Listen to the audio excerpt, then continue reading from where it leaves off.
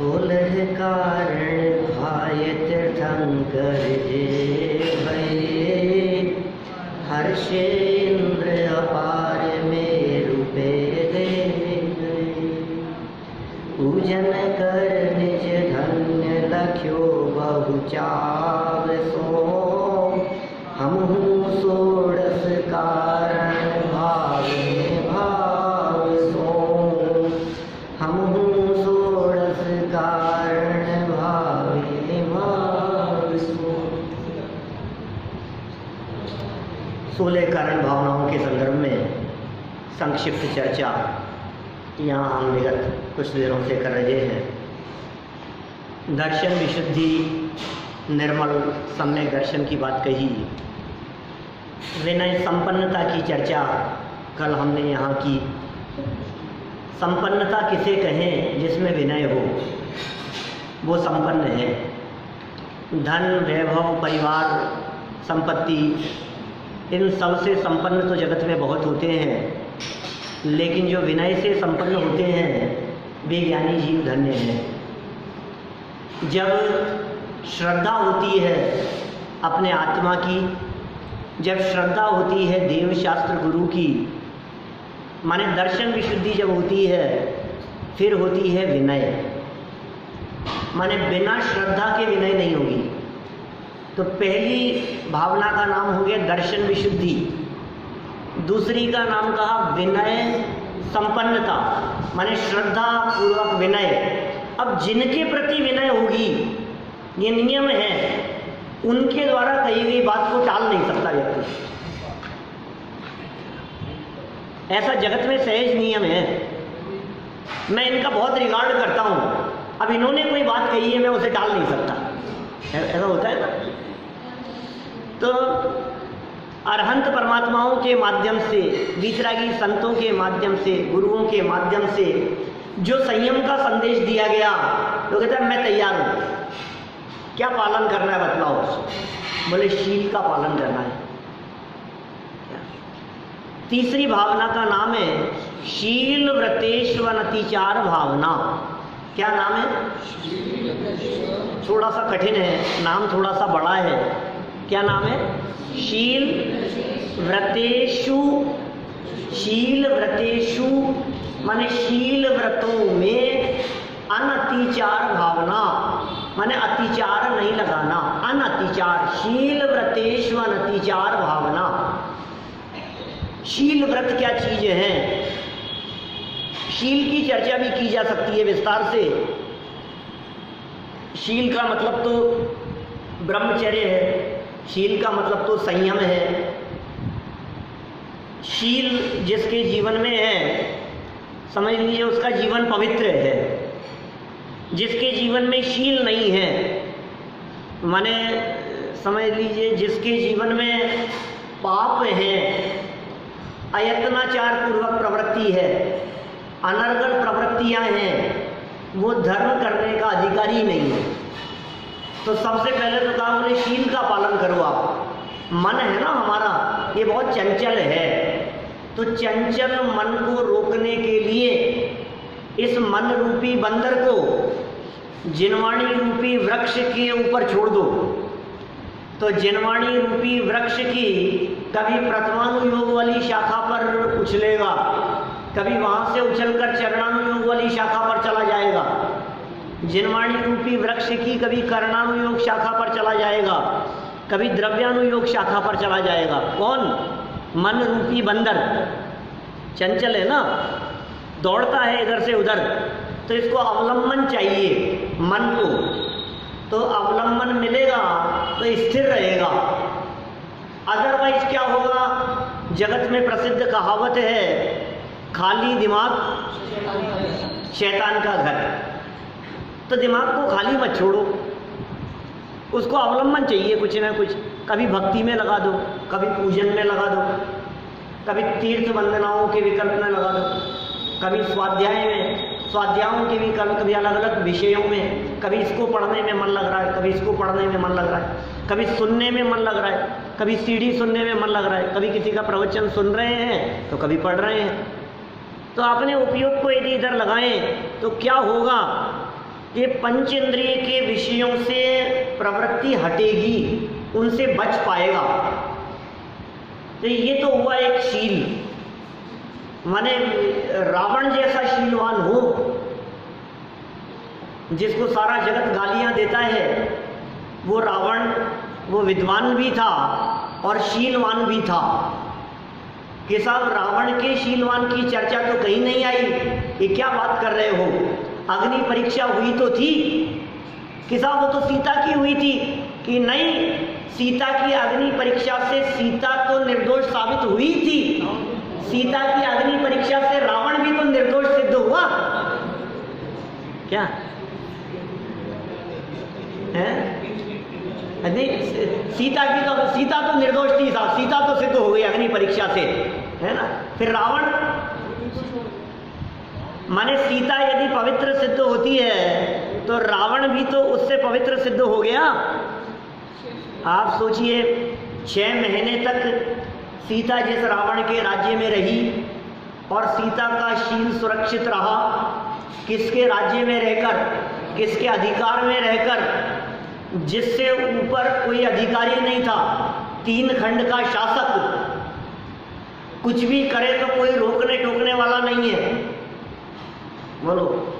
और इसके बावजूद भी रावण के घर में रहकर के भी सीता का शील सुरक्षित रहा, तो इससे ज्यादा रावण की महानता और क्या हो सकती है? आज तो बड़े बड़े आश्रम सुरक्षित नहीं है। लोग राम राज्य की कल्पना करते हैं, मैं तो कहता हूं कोई रावण का घर बतलाओ आज की इस दुनिया में। राम राज तो बहुत दूर की बात है, जिस रावण का नाम लेना कोई पसंद नहीं करता, जिस रावण का नाम यदि आपके बच्चे का नाम रखने की बात कहें और बतला दें रावण, तो बिगड़ जाता है सामने से व्यक्ति। क्या बात कर रहे हो? ये शील की महिमा है। शील की कितनी महिमा गाएं हम? सीता की महिमा गाई गई, सेठ सुदर्शन की महिमा, तो कितनी चर्चाएं मिलेगी शास्त्रों में, वो सब शील की चर्चाएं हैं। यहाँ शील की बात नहीं कर रहे, यहाँ तो शील व्रतों की बात कर रहे हैं। यहाँ चर्चा कुछ और है, अकेले शील की चर्चा नहीं है। शील व्रत, आप जानते हैं श्रावक के जीवन में 12 प्रकार के व्रत कहे जाते हैं। 12 व्रत होते हैं ना श्रावक के, आर्जव। 5 अणुव्रत, 3 गुणव्रत और 4 शिक्षा व्रत। पढ़ाए हैं सब आप लोगों को। 5 अणुव्रत, 3 गुणव्रत और 4 शिक्षा व्रत। तो 5 अणुव्रतों को छोड़कर बाकी जो 7 व्रत हैं, 3 गुणव्रत और 4 शिक्षा व्रत, इनको कहा जाता है 7 शील व्रत। ये जो 7 व्रत है ना, इनको शील व्रत संज्ञा है शास्त्रों में। तो 7 प्रकार के शील व्रतों की अनतिचार, अतिचार नहीं लगे। कौन कौन से? दिग्व्रत में, देश व्रत में, अनर्थ दंड नहीं। अभी एक एक की चर्चा नहीं करूंगा मैं सीमित समय में। दिग्व्रत, देश व्रत और अनर्थ दंड व्रत, नाम से स्वरूप ख्याल में आ रहा होगा। जाने आने की जीवन पर्यंत की मर्यादा वो दिग्व्रत है, दिशाओं में, 10 दिशाओं में।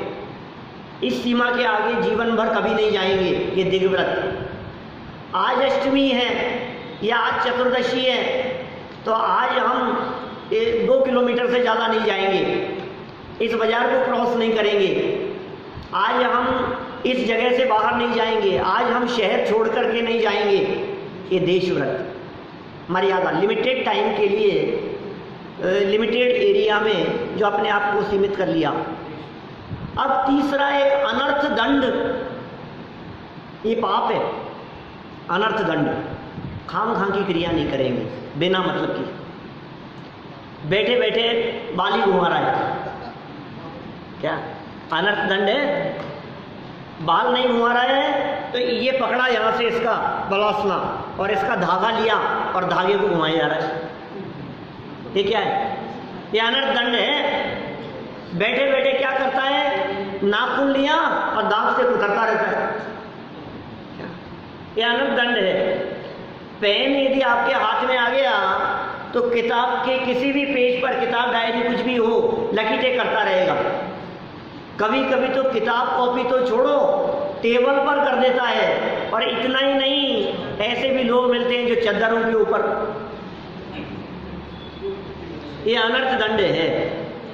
जिन क्रियाओं से आपके लौकिक और पारलौकिक जीवन, दोनों ही प्रकार के जीवन का कोई संबंध न हो, जो क्रियाएं व्यर्थ की क्रियाएं हो, कुर्सी पर बैठ करके पैर हिलाना, खाम खामे, कुछ प्रयोजन नहीं है, घास उखाड़ने लगना, काहू की धन हानि, किसी जय हार न चिंते, ये अनर्थ दंड की भावना है। अनर्थ दंड व्रत, अर्थ बिना मतलब दंड मिलेगा। अरे मैंने क्या किया है कि तू ये खाम खा के काम कर रहा था ना बिना मतलब, टीवी के सामने बैठकर, इसके साथ ऐसा हो जाना चाहिए, ये अनर्थ दंड कर रहा है, ये पाप है। तो 3 प्रकार के तो ये हो गए गुण व्रत, और 4 कहे हैं शिक्षा व्रत। सामयिक करो, प्रोषधोपवास, भोग और उपभोग का परिमाण, और अतिथि संविभाग, ये 4 प्रकार के और। इन 7 प्रकार के व्रतों को पालन करने वाला व्यक्ति, इनको क्या कहा है? शील व्रत। माने ये व्रतों की सुरक्षा करने वाले हैं। जो 5 अणुव्रत कहे थे ना, अहिंसा, सत्य, आचौर्य, ब्रह्मचर्य, परिग्रह, परिमाण, अणुव्रत। अहिंसाणुव्रत, सत्याणुव्रत, आचौर्याणुव्रत, ब्रह्मचर्य अणुव्रत, परिग्रह, परिमाण अणुव्रत। इन 5 की सुरक्षा के लिए, इन 5 की रक्षा के लिए हमने क्या किया? दिग्व्रत। तो कैसे रक्षा हुई भाई इनकी? कि हमने जिस मर्यादा के बाहर जाने का त्याग कर दिया, उसके बाहर होने वाली घटनाओं संबंधी हिंसा का पाप नहीं है, झूठ, चोरी, कुशील, परिग्रह का पाप नहीं, हमने मर्यादा बांध दी, इसके बाहर का पाप हमें नहीं लगेगा। जहां हम थे ही नहीं, किसी व्यक्ति के ऊपर हत्या का इल्जाम लगा दिया गया, वो क्या कहता है? इस तारीख को तो मैं था ही नहीं साहब, यहाँ मैं जयपुर में ही नहीं था, ये रहा मेरा टिकट। तो क्या सिद्ध होता है कि ये यहाँ नहीं था, इसका मतलब ये हत्यारा नहीं हो सकता। तो जो भी हिंसा होगी हमारे द्वारा, वो हमारे जितना एरिया है ना, उतनी हिंसा का पाप लग सकता है। उसके बाहर की हिंसा का मेरी सुरक्षा हो गई, बाहर के जीव सुरक्षित हो गए। इसी तरह से झूठ में, इसी तरह से चोरी में, इसी तरह से कुशील नाम का पाप, दिग्व्रत, देशव्रत, अनंत, 7 व्रतों में। ये कह रहे हैं, यहाँ बहुत सुंदर लाइन कही है, सो औरन की आपद टाले। क्या पढ़ो जयमाला की पंक्तियां, दर्श विशुद्धि से 3 लाइनें पढ़नी है अपने को। दर्श विशुद्धि धरे जो कोई, ताको आवागमन न होई, विनय महादारे जो प्राणी, शिलवनिता की सखी बखानी, शील सदा दृढ़ जो नर रापाले, सो औरन की आपद टाले। ये क्या कह रहे हैं? ये क्या कह दिया है?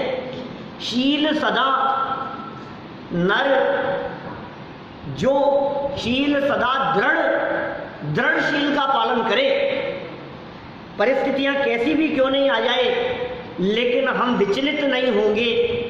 दृढ़ शील का जो नर पालन करता है, सो नर वो क्या करता है? औरन की आपद टाले। क्या क्या? औरों की आपदा?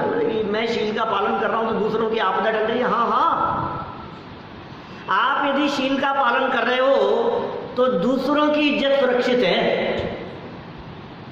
आप यदि शील का पालन कर रहे हो तो जगत के प्राणियों की हिंसा से सुरक्षित हैं। आप यदि शील व्रतों का यदि दृढ़ता से पालन कर रहे हो, अहिंसा, सत्य, आचौर्य आदि का, तो दूसरे की संपत्ति सुरक्षित है। क्या? औरों के ऊपर आपदा नहीं आएगी।